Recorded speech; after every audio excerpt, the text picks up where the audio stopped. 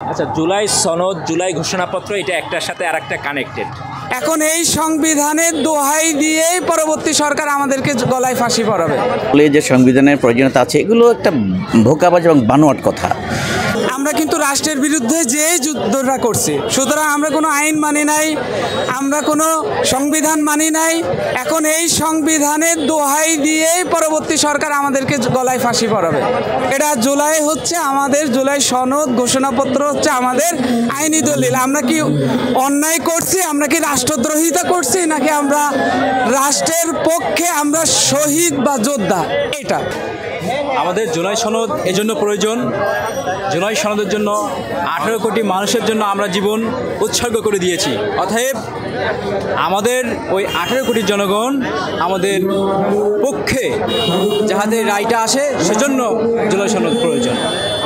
জুলাই ঘোষণাপত্র যেটা আসার কথা ছিল সেটা তো অবশ্যই আসতে হবে।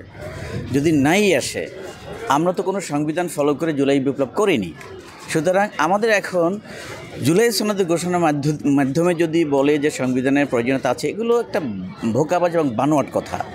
বিপ্লবের পরবর্তী অধ্যায়ে গিয়ে আমাদের সনদ অবশ্যই ঘোষণা করতে হবে। যদি জুলাই বিপ্লবের সনদ ঘোষণা করা না হয়, সামনে বাংলাদেশ আবার অন্ধকারের অতল গর্ভে তলিয়ে যাবে। সুতরাং জুলাই বিপ্লবের প্রয়োজনীয়তাটা একান্তভাবেই জরুরি যদি বাংলাদেশ সামনে কোনো আলোর মুখ দেখতে চায়।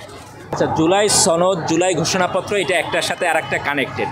জুলাই ঘোষণাপত্র হলো একটা আইনি ফ্রেমওয়ার্ক তৈরি করবে, যেটার মধ্য দিয়ে এই অভ্যুত্থানের লেজিটিমেসি তৈরি হবে এবং একটা আইনি ভিত্তি তৈরি হবে, যেটার মধ্য দিয়ে এই যারা যোদ্ধা ছিল তাদের জানমালেরও নিরাপত্তা তৈরি হবে, একটা বৈধতা তৈরি হবে।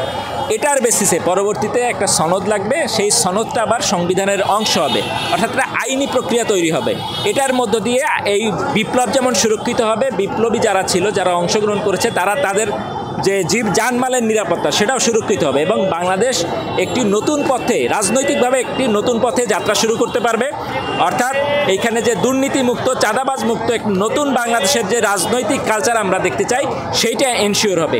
এই জন্যই আমরা বলতেছি যে জুলাই ঘোষণাপত্র এবং জুলাই সনদ দুইটাই একই সাথে দিতে হবে। আচ্ছা দেখেন, এটা যদি প্রপার ওয়েতে না হয়, এটা মানুষের কাছে সর্বজন গ্রহণযোগ্য যে ব্যাপারটা আছে সেটা হবে না। অর্থাৎ এটা কোনো একটা দল বা কোনো একটা গোষ্ঠীর লিটারেচারে পরিণত হবে। এটার মধ্য দিয়ে তাইলে আমরা যে কাঙ্ক্ষিত পরিবর্তনের আশা আমাদের মধ্যে আছে, যে এইটার ধারাবাহিকতায় বাংলাদেশের রাজনীতিটা একটা নতুন গতিপথে যাবে, একটা নয়া রাজনৈতিক বন্দোবস্ত, নয়া রাজনৈতিক কালচার তৈরি হবে, সেই জিনিসটা আর হবে না। এইটা জাস্ট যেমন 90-এর গণ অভ্যুত্থান আমরা এক লাইনে ইতিহাসে পড়ি, এইরকম একটা ঘটনায় পরিণত হবে। অর্থাৎ এইটার চেতনাটা সমগ্র জাতির মাঝে ছড়িয়ে দেওয়ার যে ঘটনাটা, সেই ঘটনাটা হবে না। ফলশ্রুতিতে যত স্টেক হোল্ডার আছে, জুলাই যোদ্ধা বলেন, জুলাইয়ের আহত বলেন, জুলাইয়ের শহীদ পরিবারগুলো বলেন, এদেশের মাদ্রাসা, মসজিদ, খানকা, এদেশের অন্যান্য ধর্মাবলম্বী যারা আছে, পাহাড়ি যারা আছে, সবার যদি মতামতের ভিত্তিতে সবাইকে আমলে নিয়ে এবং সবার আত্মবিশ্বাসকে অ্যাকোমোডেট করে যদি এই জিনিসটা করা না হয়, তাহলে এইটা আসলে কোনো কাজের কাজ হবে না। ফলশ্রুতিতে আমরা মনে করি জুলাই সনদটা সকল স্টেক হোল্ডাররা, যারা জুলাইয়ের পক্ষের শক্তি, সবার সাথে আলোচনার ভিত্তিতে এবং তাদের সম্মিলিত যেই ঐক্যমত আসে যে বিষয়গুলোতে, সবগুলো এখানে ইনক্লুড করে এর পাশাপাশি রাজনৈতিক দলগুলোর মতামত নিয়ে এটা করা উচিত বলে আমরা মনে করি।